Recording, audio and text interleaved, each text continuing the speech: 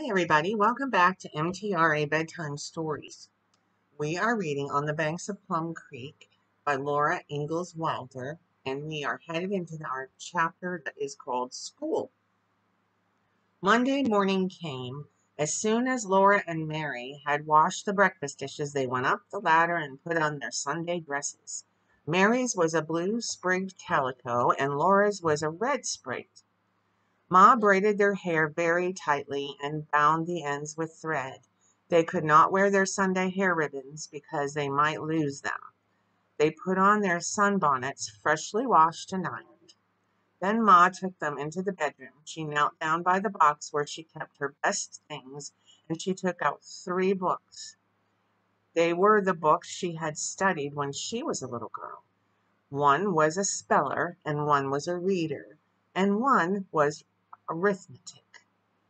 She looked solemnly at Mary and Laura, and they were solemn too.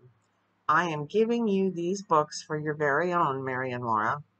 Ma said, I know you will take care of them and study them faithfully. Yes, Ma, they said. She gave Mary the books to carry. She gave Laura the little tin pail with their lunch in it under a clean cloth. Goodbye, she said. Be good girls. Ma and Carrie stood in the doorway, and Jack went with them down the knoll. He was puzzled. They went on across the grass where the tracks of Pa's wagon wheels went, and Jack stayed close beside Laura. When they came to the front of the creek, he sat down and whined anxiously. Laura had to explain to him that he must not come any farther. She stroked his big head and tried to smooth out the worried wrinkles. But he sat watching and frowning while they waded across the shallow, wide fjord. They waded carefully and did not splash their clean dresses. A blue heron rose from the water, flapping away with his long legs dangling. Laura and Mary stepped carefully onto the grass. They would not walk in the dusty wheel tracks until their feet were dry, because their feet must be clean when they came to town. The new house looked small on its knoll, with the great green prairie spreading far around it. Ma and Carrie had gone inside. Only Jack sat watching by the fjord. Mary and Laura walked on quietly. Dew was sparkling on the grass, and meadowlarks were singing. Snipes were walking on their way, long, thin legs. Prairie hens were clucking, and tiny prairie chicks were peeping. Rabbits stood by with paws dangling, long ears twitching, and their round eyes staring at Mary and Laura. Pa had said that town was only 2.5 miles away, and the road would take them to it. They would know they were in town when they came to a house. Large white clouds sailed in the enormous sky, and their gray shadows trailed across the waving prairie grasses. The road always ended a little way ahead, but when they came to that ending, the road was going on. It was only the tracks of Pa's wagon through the grass. For pity's sake, Laura, said Mary, keep your sunbonnet on. You'll be brown as an Indian, and what will the town girls think of us?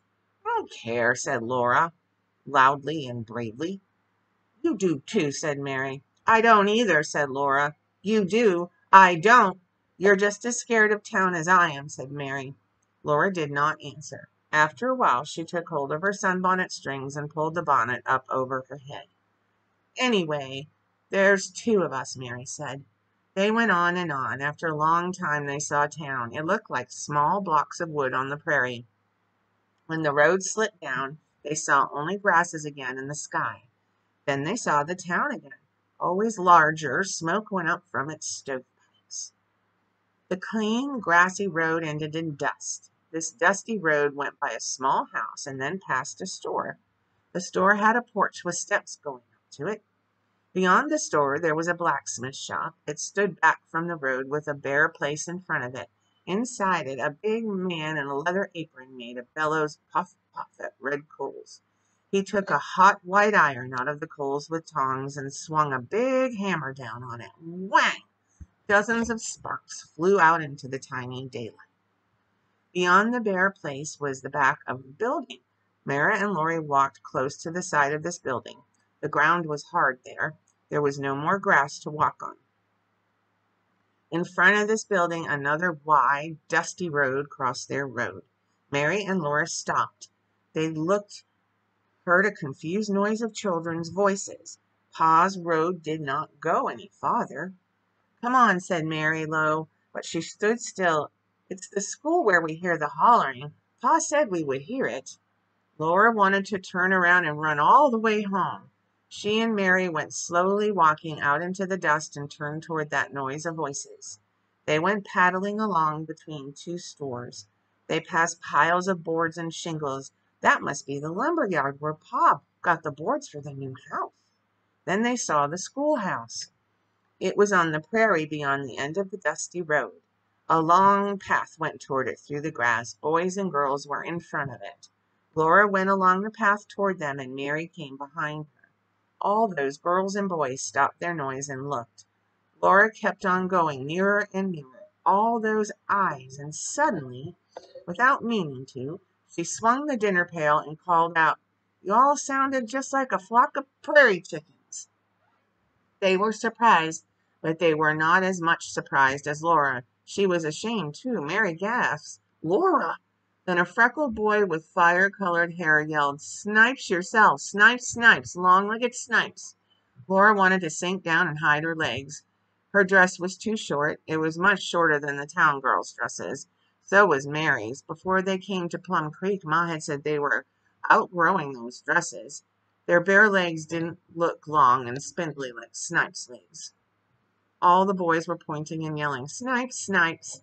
Then a red-headed girl began pushing those boys and saying, "Shut up, you make too much noise. Shut up, Sandy," she said to the red-headed boy, and he shut up. He came close to Laura and said, "My name is Christy Kennedy, and that horrid boy is my brother Sandy, but he doesn't mean any harm. What's your name?" Her red hair was braided so tightly that the braids were stiff.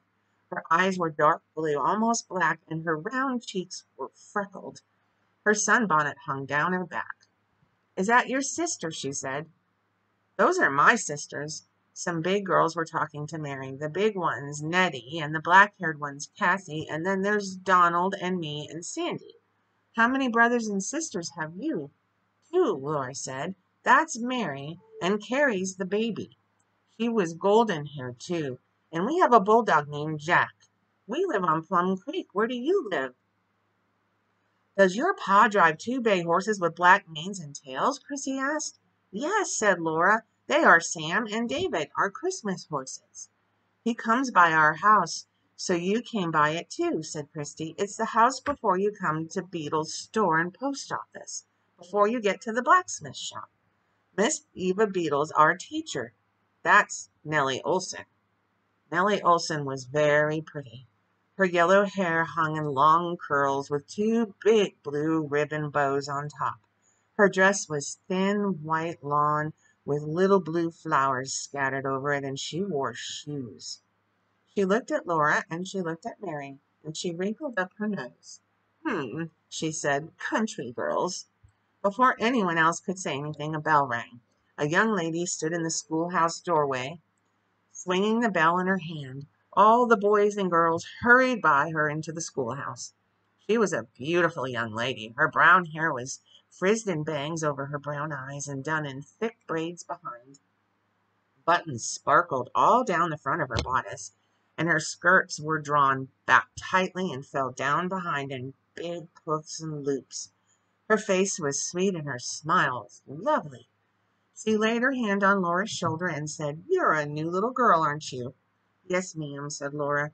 "And this is your sister?" Teacher asked, smiling at Mary. "Yes, ma'am," said Mary. "Then come with me," said Teacher, "and I'll write your names in my book." They went in with the whole length of the schoolhouse and stepped up on the platform. The schoolhouse was a room made of new boards. Its ceiling was the underneath of shingles, like the attic ceiling. Long benches stood one behind another down the middle of the room. They were made of planed boards. Each bench had a back, and two shelves stuck out from the back over the bench behind. Only the front bench did not have any shelves in front of it, and the last bench did not have any back. There were two glass windows in each side of the schoolhouse. They were open, and so was the door. The wind came in, and the sound of waving grasses, and the smell and sight of the endless prairie, and the great light of the sky. Laura saw all this while she stood with Mary by the teacher's desk, and they told her their names and how old they were. She did not move her head, but her eyes looked around. A water pail stood on a bench by the door. A button broom stood in one corner.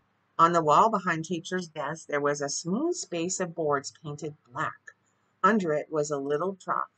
Some kind of short white sticks lay in the trough, and a block of wood with a woolly bit of sheepskin pulled tightly around it and nailed down. Laura wondered what those things were.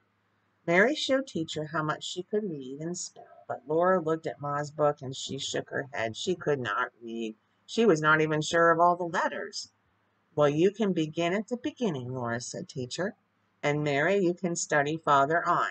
Have you a slate? They did not have a slate. I will lend you mine, teacher said. You cannot learn to write without a slate. She lifted up the top of her desk and took out the slate. The desk was made like a tall box with one side cut out for her knees. The top rose up on bottom hinges, and under it was the place where she kept things. Her books were there, and the ruler. Laura did not know until later that the ruler was to punish anyone who fidgeted or whispered in school.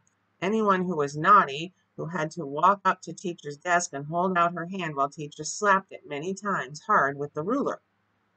But Laura and Mary never whispered in school, and they always tried not to fidget. They sat side by side on a bench and studied. Mary's feet rested on the floor, but Laura's dangled.